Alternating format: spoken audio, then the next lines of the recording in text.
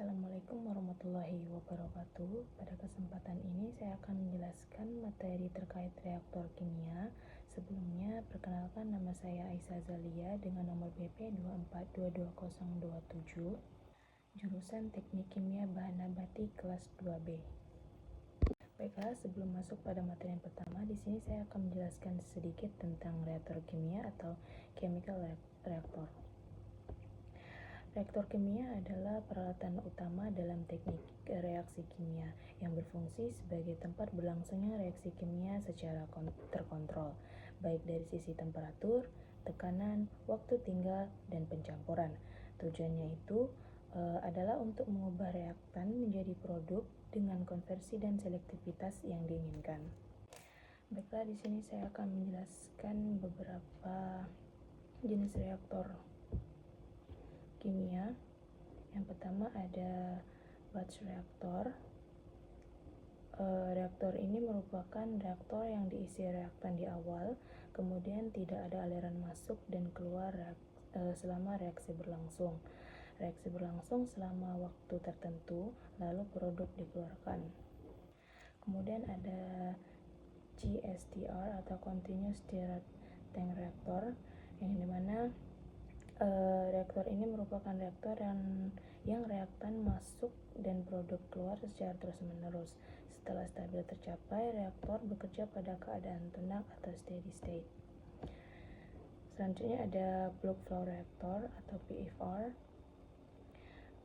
Reaktor ini adalah reaktor kimia kontinu yang di dalamnya diisi partikel katalis padat, yang dimana reaktan gas atau cair mengalir melewati tumpukan katalis dan reaksi terjadi di permukaan katalis. Yang terakhir itu ada PBR atau sering disebut sebagai fixed bed reactor. Adalah jenis reaktor pipa atau tubular yang diisi dengan partikel katalis padat di dalamnya. Nah, berbeda dengan PFR yang salurannya kosong. Pada PBR ini, reaksi terjadi di permukaan katalis saat fluida atau gas atau cair mengalir melewati celah-celah tumpukan katalis tersebut. Kita masuk pada reaktor kimia berdasarkan bentuk dan juga pengoperasiannya. Nah, untuk batch reaktor, batch reaktor ini umumnya berbentuk tangki silinder tertutup dan dilengkapi dengan pengaduk. Nah, tangki ini dirancang agar seluruh reaktan dapat tercampur dengan baik selama reaksi berlangsung. Nah, cara pengoperasiannya itu, reaktan dimasukkan ke dalam reaktor pada awal proses. Kemudian reaktor ditutup dan direaksikan dan dibiarkan berlangsung selama waktu tertentu. Nah, selama reaksi tidak ada aliran masuk maupun keluar. Setelah reaksi selesai, produk dikeluarkan dan reaktor dapat dibersihkan atau diisi ulang. Selanjutnya, Continuous Stirred Tank Reactor atau CSTR.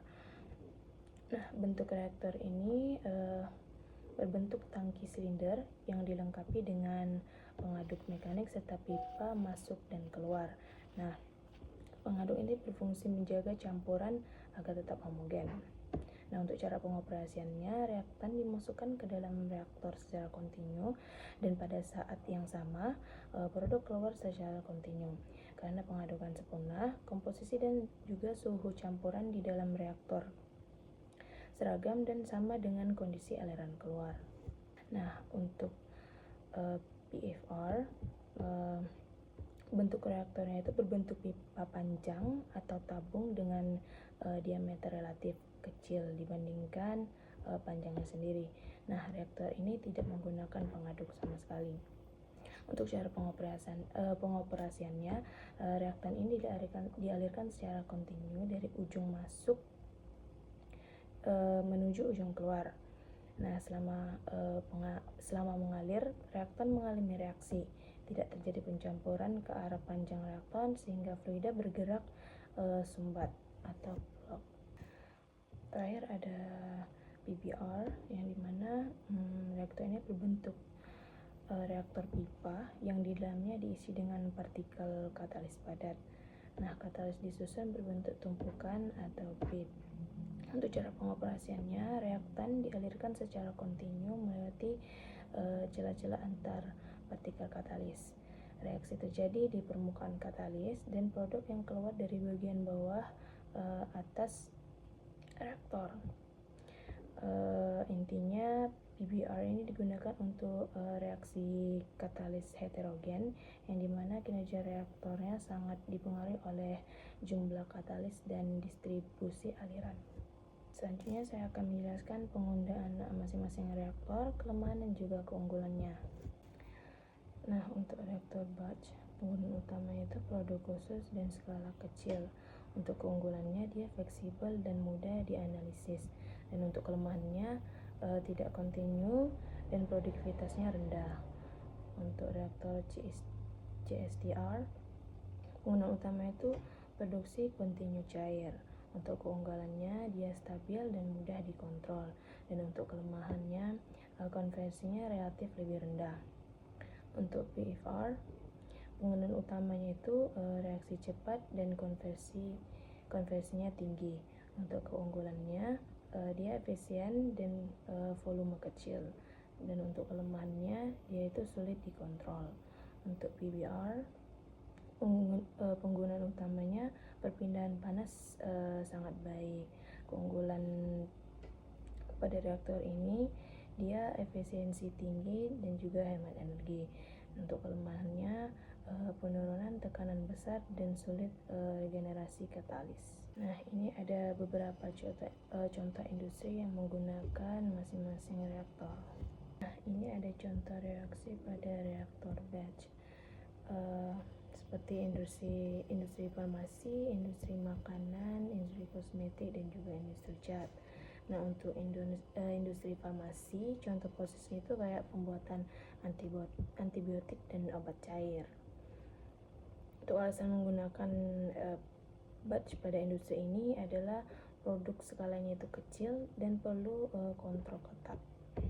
Untuk industri makanan, contoh prosesnya itu fermentasi kecap dan yogurt. Alasannya karena proses bertahap dan juga fleksibel. Untuk industri kosmetik, contoh prosesnya itu pembuatan krim dan juga lotion. Alasannya karena mudah ganti formulasi. Untuk industri cat, contoh prosesnya itu pencampuran resin dan juga pigmen. Alasannya itu karena komposisinya itu sering berubah. Nah, intinya reaktor batch ini cocok untuk produksi yang tidak kontinu, volume kecil, dan juga produk yang bernilai tinggi.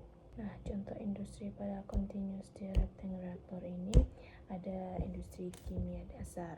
Nah, contoh prosesnya itu netralisasi asam basa. Alasannya itu pencampuran itu sempurna. Yang kedua itu ada industri pengolahan limbah. Nah, yaitu contoh prosesnya itu pengolahan air limbah. Yang ketiga ada industri polimer. Contoh prosesnya itu ada produksi latex. Yang keempat itu ada industri pupuk cair. Contoh prosesnya itu pembuatan pupuk cair. Nah, intinya CSTR itu digunakan untuk reaksi cair homogen yang membutuhkan kondisi seragam. Nah, untuk contoh industri pada plug flow reaktor itu yang pertama ada petrokimia, yang dimana contoh prosesnya itu ada produksi etilena. Nah, alasan menggunakan PFR pada industri ini adalah karena konversinya tinggi. Juga ada industri minyak dan gas, industri kimia organik, dan juga industri bahan bakar. Nah, intinya itu PFR ini cocok untuk reaksi cepat dan produk skala yang besar. Terakhir itu contoh industri pada PBR. Yang pertama ada industri pupuk.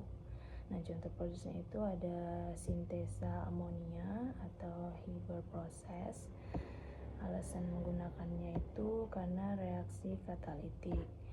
Ada juga industri kilang minyak, yaitu contoh prosesnya itu hidrogenasi. Nah, alasan menggunakannya itu karena efisiensi dan juga katalis tinggi. Untuk industri petrokimia, contoh prosesnya itu ada oksidasi katalitik. Nah, alasan menggunakannya itu karena operasinya itu kontinu. Terakhir ada industri lingkungan. Contoh prosesnya itu pengolahan gas buang. asal menggunakan PBR pada industri ini karena katalisnya padat. Nah, intinya PBR ini digunakan untuk reaksi katalik heterogen, terutama pada gas dan padat. Nah, ini ada beberapa rumus rancangan reaktor untuk masing-masing reaktor. Nah, ini dia beberapa rumus rancangan untuk masing-masing reaktor.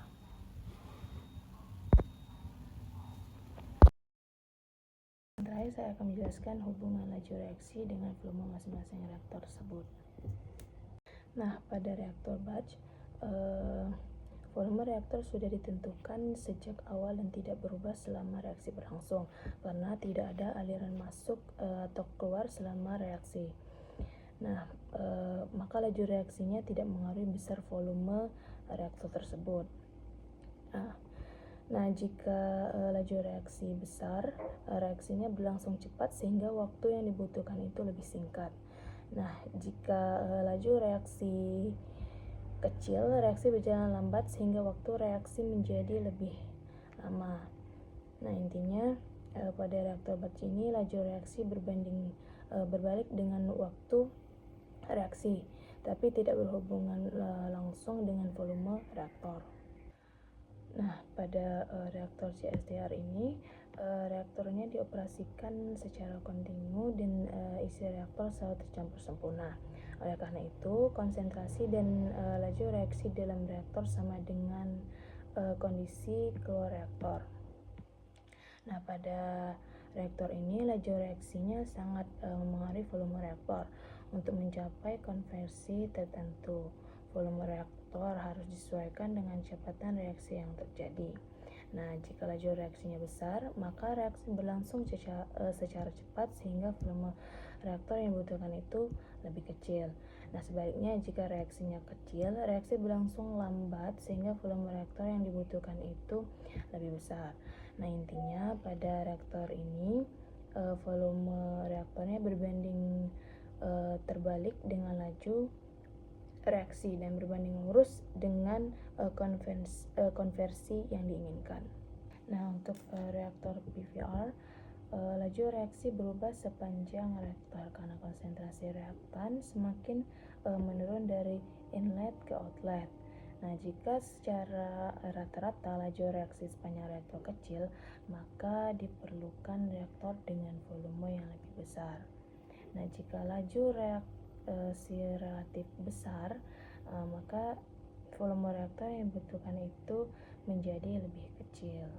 Yang terakhir, pada reaktor PBR, yang mana reaksi ini berlangsung di atas katalis padat yang tersusun tetap di dalam reaktor. Oleh karena itu, parameter utama yang dihitung bukan volume reaktor, tetapi berat katalisnya. Nah, pada PBR, laju reaksi sangat memengaruhi jumlah katalis yang dibutuhkan untuk mencapai konversi tertentu. Nah, jika laju reaksi katalitik kecil, maka diperlukan katalis dalam jumlah besar. Sebaliknya, jika laju reaksi katalitik besar, maka jumlah katalis yang dibutuhkan itu lebih sedikit dan volume reaktornya menjadi lebih kecil. Intinya pada reaktor ini berat katalis berbanding terbalik dengan laju reaksi dan berbanding lurus dengan konversi yang diinginkan. Baiklah, sekian dari presentasi saya. Mohon maaf jika banyak kekurangan dan salah kata. Saya akhiri. Wabillahi taufiq wal hidayah. Wassalamualaikum warahmatullahi wabarakatuh.